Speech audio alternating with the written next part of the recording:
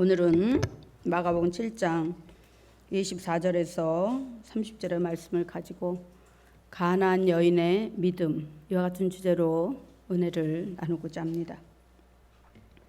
믿음이란 인간이 하나님을 믿고 의지하는 것을 말하는 것입니다.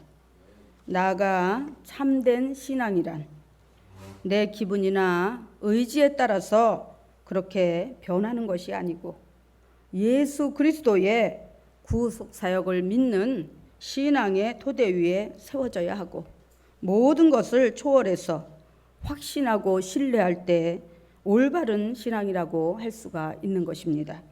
이런 면에서 볼 때 오늘 본문에 나오는 스로보니게 여인은 바로 주님 앞에 인정받고 칭찬받을 만한 그런 아름답고 참으로 신실한 믿음이라고 볼 수가 있는 것입니다.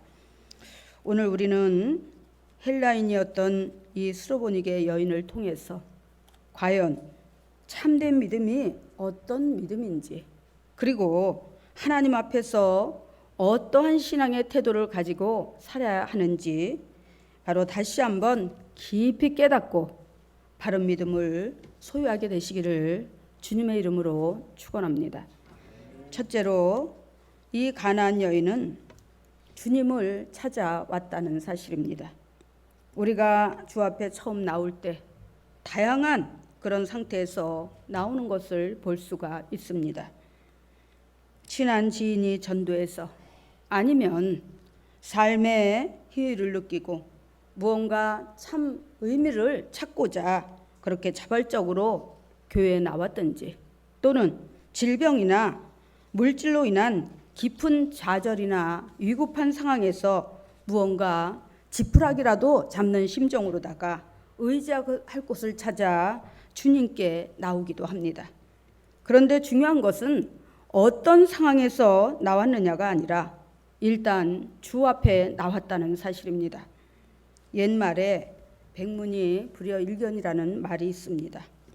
100번 듣는 것보다 한 번 보는 것이 낫다는 얘기입니다.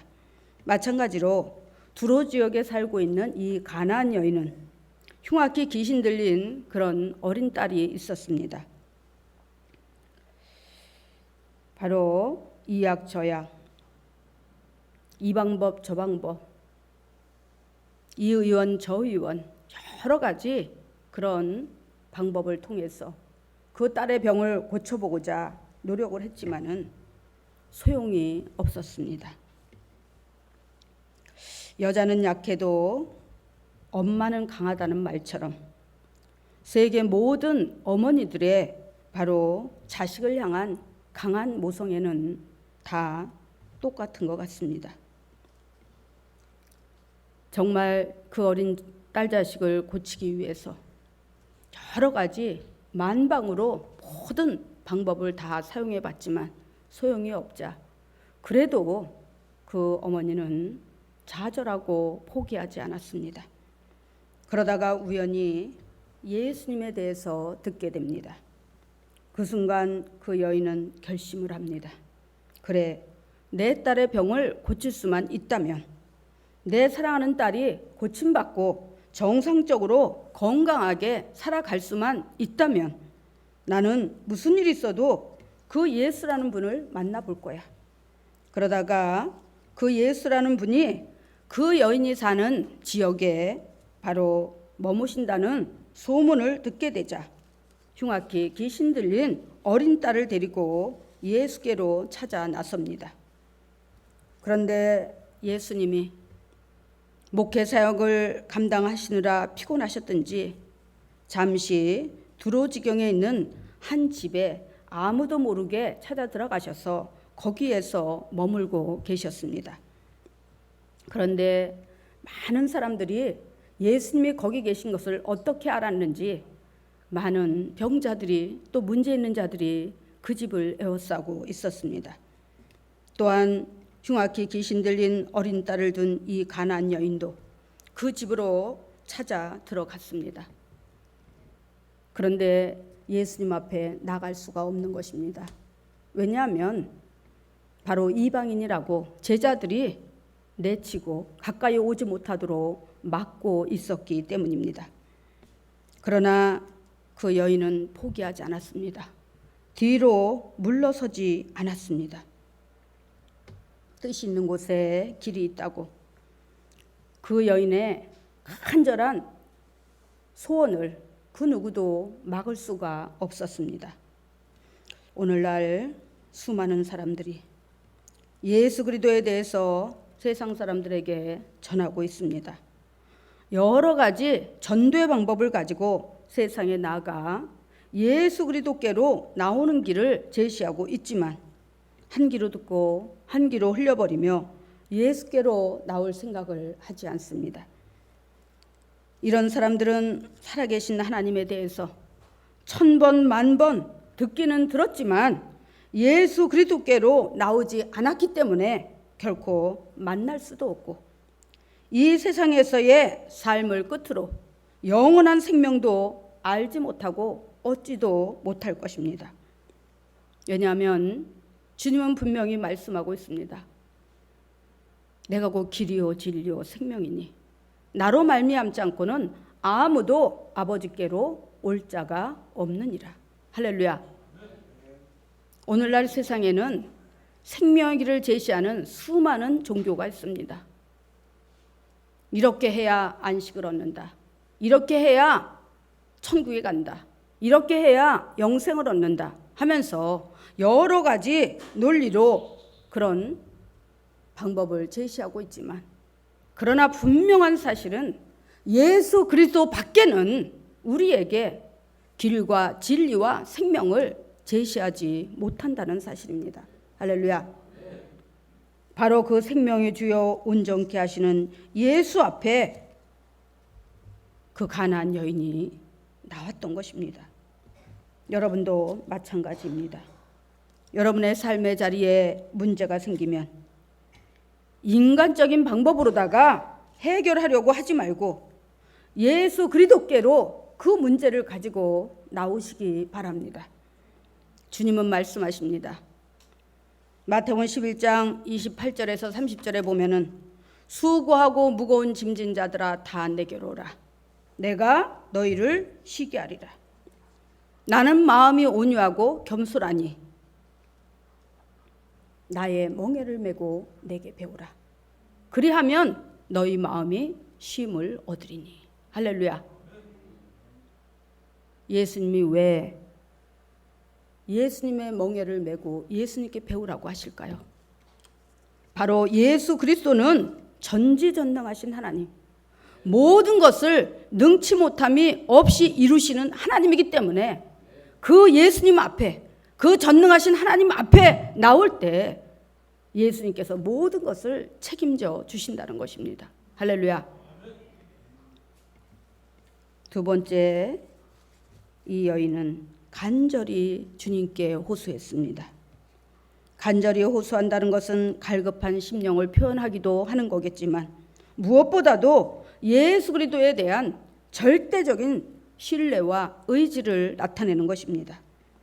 상대에 대한 절대적인 신뢰와 기대가 없이는 간절한 호소가 나오지 않는 것입니다. 성경에 보면 예수님께 문제 해결받은 많은 사람들이 있습니다. 그 사람들의 특징을 보면 모두가 다 예수님께 간절히 간구했다는 사실입니다. 마태복음 8장 5절에도 보면 로마의 백부장, 그 로마의 백부장이 아끼고 사랑하는 자기 아인이 병들어 죽게 되자 그는 예수께 나와 간절히 간구하는 것을 볼 수가 있습니다. 그 부하는 유대인이요, 그 대장은 로마인입니다.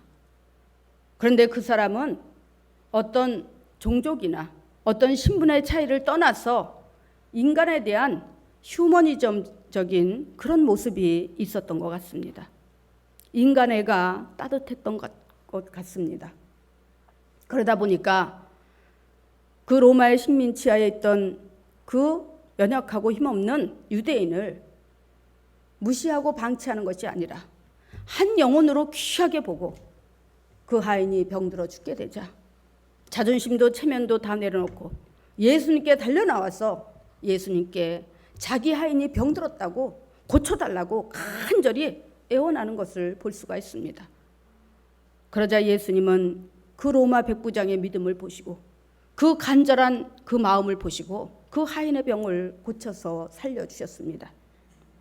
뿐만 아니라 마가복음 1장 40절에도 보면 한 나병 환자가 예수께 나와 꿇어 엎드려 간구하며 자신의 병을 고쳐달라고 간절히 애원하는 장면이 나옵니다. 누가복음 11장에도 보면은 바로 우리가 잘 아는 것처럼 제가 여러분에게 늘 예를 들어서 비유로다가 들려드렸던 것처럼 여행 중에 있던 한 가족이 있었습니다. 그들이 어떤 이유로 여행을 떠나는지 알 수 없지만 여행 중에 이제 부비가 떨어지자 오도갈도 할 수 없는 그런 상황에 처하게 되었습니다. 그러자 그들은 누구를 찾아갔어요? 그 지역에 사는 자기 친구를 찾아갔습니다. 사실 그 친구가 자기의 부탁을 들어줄지 안 들어줄지 그것은 후의 일이었습니다. 우선 다급하니까 필요하니까 그 친구를 한밤중에 찾아갔습니다. 그러나 그 친구는 냉정히 거절을 했습니다. 무리하게 늦은 밤에 찾아와서 부탁을 하는 그 친구의 그 부탁을 들어주고 싶지 않았습니다. 그래서 자기 아내와 자녀들이 다 침소에 들었고 너무 늦은 시간이니 다음에 오면 안 되겠냐고 하면서 거절을 합니다. 그러나 이 사람은 그 친구가 자기 부탁을 들어주지 않는다면 꼼짝없이 바로 갈 곳도 없고 잘 곳도 없고 먹을 수도 없고 온 가족이 곤란한 지경에 처하게 될 것입니다. 그러자 그 친구는 자존심도 내려놓고 그리고 그 친구에게 다시 한번 강청을 합니다. 여보게 친구, 내가 이렇게 늦은 밤인지도 알고 무리하게 자네에게 부탁하는 것도 안 해. 여지껏 내가 연락도 안 하고 살다가 이렇게 갑자기 불현듯 찾아와서 자네에게 이런 부탁을 하는 것도 예의가 아닌 줄 알고 있네. 하지만 어린 자식들이 있네. 응? 어쩌다 보니까 여행비가 떨어져서 오도 가도 할 수 없는 이런 어려운 상황에 처했는데 그래도 나는 자네가 친구니까 부탁을 하면 들어줄 거라는 기대를 가지고 이 밤중에 내가 자네를 찾아왔다네. 한 번만 도와주면 안 되겠나. 이렇게 간절히 강청을 하니까 그 친구가 어떻게 했다고요? 더 이상 거절할 수가 없었습니다. 친구의 관계로는 얼마든지 거절할 수 있지만 그 강청함으로 인하여는 자기도 어린 자식들을 키우는 그런 아비의 입장에서 어린 자녀들이 굶어 어렵게 됐다고 잠잘 곳도 없다고 이러면서 그렇게 강청을 하니까 도저히 외면할 수가 없는 거예요. 그러니까 일어나서 그 친구의 필요대로 소용대로 주었다고 성경은 말씀하고 있습니다. 할렐루야. 사랑하는 성도 여러분, 여러분은 신앙생활을 하면서 여러분의 삶의 자리에서 문제가 발생할 때 얼마나 간절하게 주님께 매달려 보셨는지요. 간청한다는 것은 주님에 대한 확신과 신뢰의 태도인 것입니다.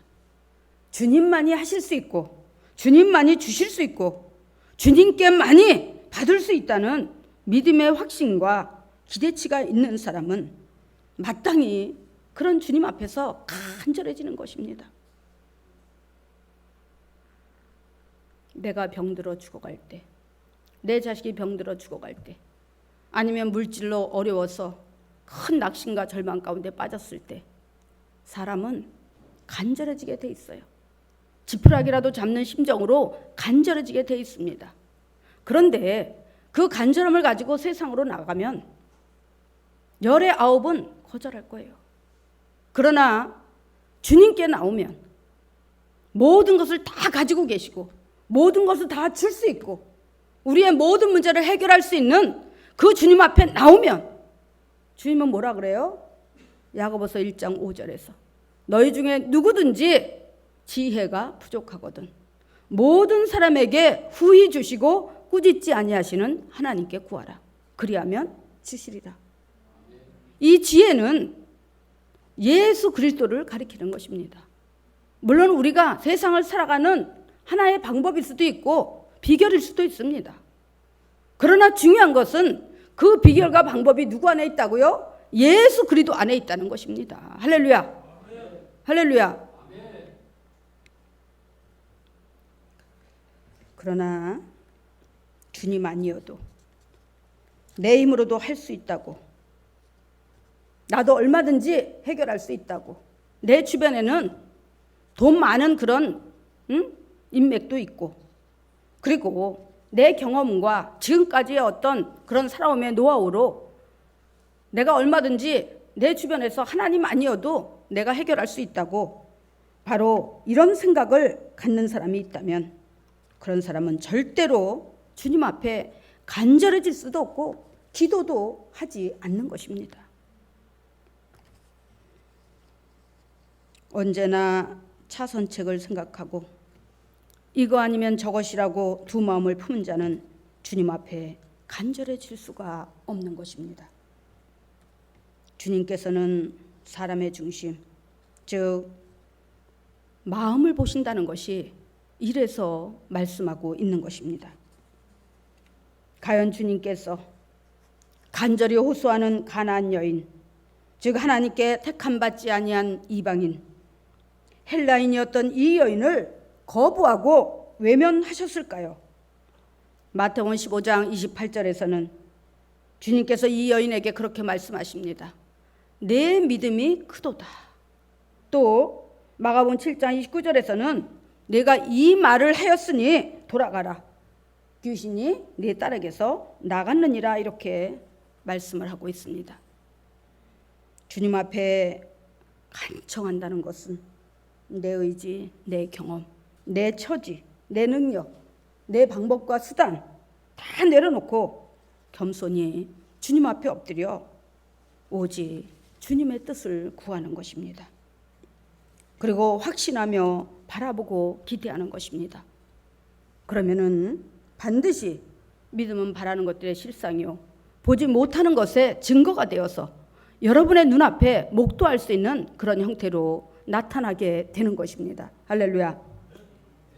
주님은 가나안 여인의 강청함의 그 크기가 어느 정도인지, 그 깊이가 어느 정도인지, 믿음의 인내심이 어느 정도인지를 테스트하시기 위해서 과연 그 이방인이, 헬라 여인인 그 가나안 여인이 바로 어떻게 반응하는지를 보시기 위해서 이렇게 말씀하십니다. 자녀의 떡을 취하여 개들에게 던짐이 마땅치 아니하도다.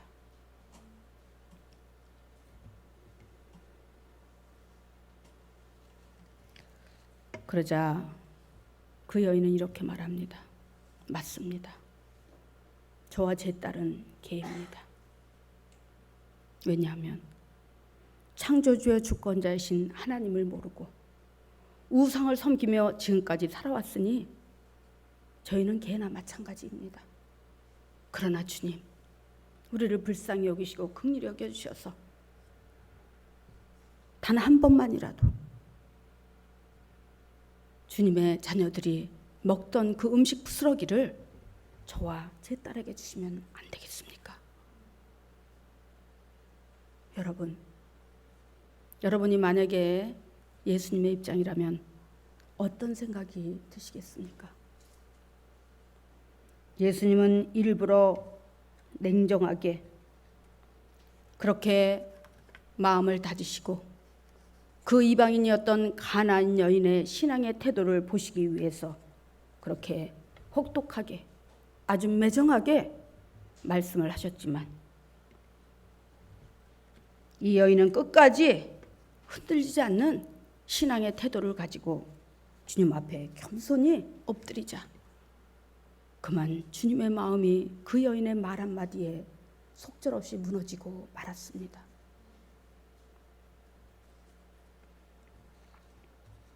그리고 그 여인의 믿음을 칭찬하시면서 딸의 병을 깨끗이 고쳐 주셨던 것입니다. 여러분, 여러분의 신앙의 모습은 지금 어떻습니까? 이 가나안 여인처럼 주님만 찾는 신앙입니까? 삶의 자리에 문제가 발생하면 무엇보다 먼저 주님께 간절히 기도하는, 오직 주님만을 향한 확신과 기대와 간절함이 있습니까? 이러한 신앙의 모습이 없다면 여러분은 주님을 만나볼 수 없습니다. 잠언 8장 17절에서는 이렇게 말씀합니다. 나를 사랑하는 자들이 나의 사랑을 입을 것이며 나를 간절히 찾는 자가 나를 만날 것이니라. 할렐루야. 세 번째로, 가나안 여인의 믿음은 아주 뜨거운 믿음이었습니다. 뜨거운 믿음을 소유했다는 것은 어떤 상황, 어떤 환경 가운데서도 주님만을 믿고 있자는 주님 중심의 신앙의 모습을 말하는 것입니다. 이러한 모습이 가나안 여인뿐 아니라 그리스도를 따라 천국을 소망하며 전진하는 크리스찬들에게 반드시 있어야 될 신앙의 올바른 면모입니다. 그런데 안타깝게도 이러한 믿음의 열정이 식어가고 있다는 사실입니다. 그래서 성도들이 이 마지막 때에는 교회에 모이기를 싫어하고 교회에서 하는 모든 일에 무관심하고 동참하지 않습니다. 우리가 겪었던 약 3년에 바로 그 코로나 바이러스로 인한, 또 경제적 그런 어려움으로 인한 그 팬데믹이 우리의 신앙을 약화시키지 않았다는 사실입니다. 중요한 것은 우리가 타협하려고 하고 의지하려고 하고 핑계대려고 하고 이랬던 우리의 연약한 의지가 문제라는 것입니다. 오히려 이러한 상황 속에서 더 반석같이 세워지고 더 굳건해지는 교회가 있는가 하면 힘없이 무너진 교회들도 부지기수로 많이 있습니다. 무슨 차이일까요? 우리가 신앙생활하는 데는 주변의 환경이 중요치 않다는 것입니다. 내가 처음 순수하고 신실한 신앙을 가지고 주님 앞에 나와서 주님을 섬기며 주님은 나의 구원자요 메시아요, 나의 모든 생사복을 주관하시는 주권자요 경영주요 공급자이신 하나님이라고 믿고 기대했던 그 믿음이 지금도 우리 마음에 있다면 코로나로 인한 이런 팬데믹, 경제적 어려움으로 인한 이런 팬데믹이 우리의 신앙생활에 무슨 관계가 있단 말입니까? 성경에 기록된 예수님을 만난 그런 사람들을 보면은요, 우리보다 10배, 100배 어려운 상황에 있던 사람들입니다. 구약에 나오는 요셉이나 다니엘이나 다니엘의 세 친구나 또 신약에 나오는 소경이나 또 가나안 여인이나 또 12년 동안 혈류병으로 고통받던 그 여인이나 이런 모든 사람들은 참으로 설상가상 죽음의 위기 앞에서도 그들은 하나님을 향한 그 마음이 흔들리지 않았기 때문에, 그 의지가 강했기 때문에 결코 그 환경에 지배를 받지 않았다는 것입니다. 오히려 그것을 견디고 인내하면서 하나님의 신실하심과 하나님은 절대 주권자이심을 깨닫고 믿고 의지하며 끝까지 믿음으로 소망으로 견디고 바라보았을 때 마침내 그들은 화가 복이 되어서 온전한 신앙의 자리에 서게 되고 하나님께도 인정받고 사람들에게도 칭송받는 그런 영광과 명예를 거머쥐게 되었다는 사실입니다. 할렐루야.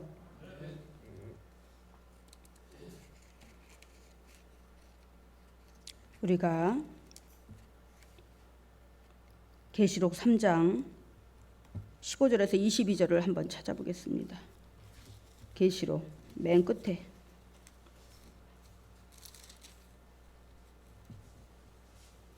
(22절에서)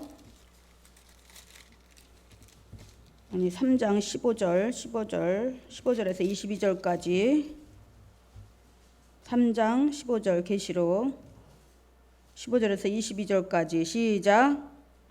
내가 내 행위를 아노니 내가 차지도 아니하고 뜨겁지도 아니하도다. 내가 차든지 뜨겁든지 하기를 원하노라.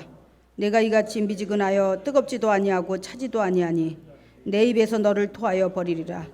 내가 말하기를 나는 부자라 부유하여 부족한 것이 없다 하나 내 곤고한 것과 가련한 것과 가난한 것과 눈먼 것과 벌거벗은 것을 알지 못하는도다.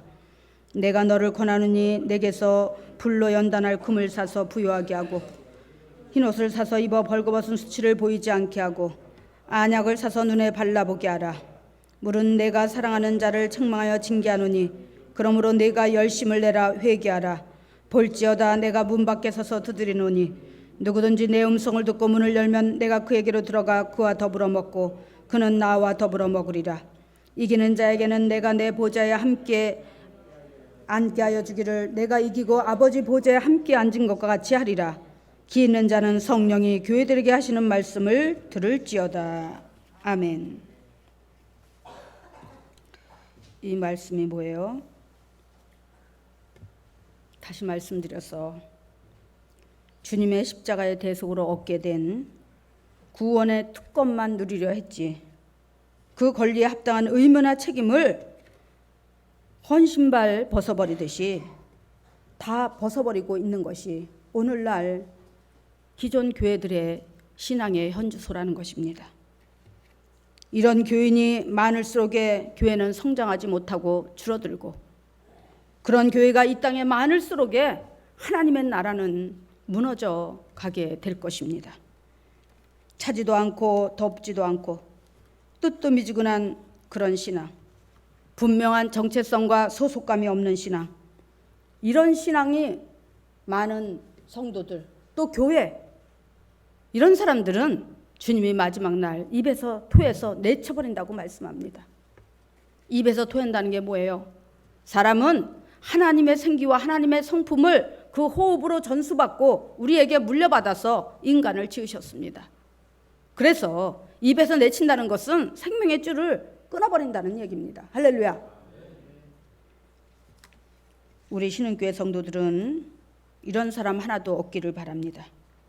다시 가난 여인의 믿음의 모습을 보겠습니다. 주님은 딸의 병을 고쳐달라고 난데없이 나타나서 떼쓰는 이방 여인에게 바로 그렇게 매정하게 말씀을 하셨습니다. 자녀의 떡을 취하여 개들에게 던짐이 마땅치 아니하도다.